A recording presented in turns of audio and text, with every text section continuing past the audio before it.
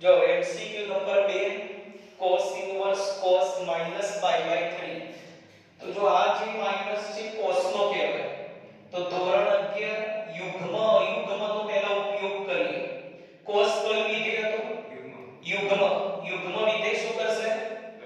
Minus ગળી જાય.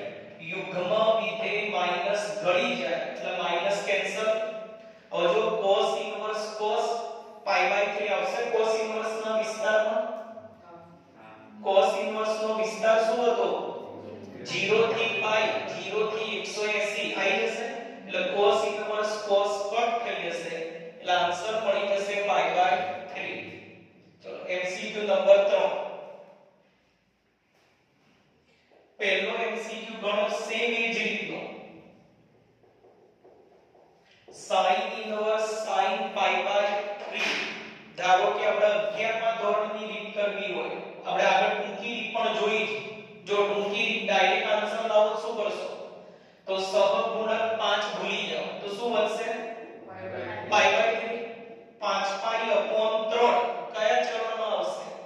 તો 5 એમનો એમ pi 180 3 60 60 ગુણ્યા 5 300 300 કે આવે એકમ વર્તુળ પર જો 0 90 180 270 અને 360 એટલે 300 કે આવવાના?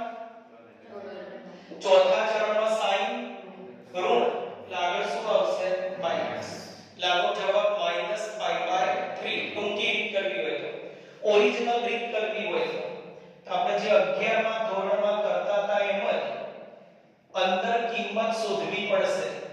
તો 3 ના ઘડિયામાં 6 ની નજીકમાં નજીક કોણ આવશે?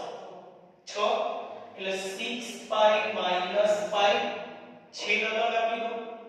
છેદ અલગ 6 pi upon 3 2 pi અને પેલો minus pi by 3.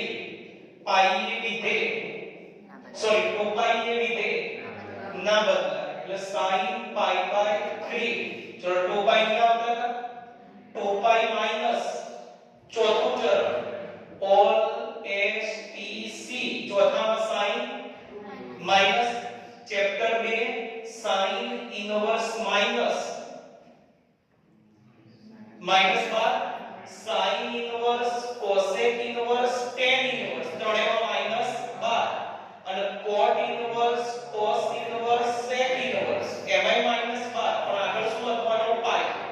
આમાં ખાલી માઈનસ બાદ. sin ઇન્વર્સ કટ થઈ ગયું એટલે આન્સર થઈ જશે -2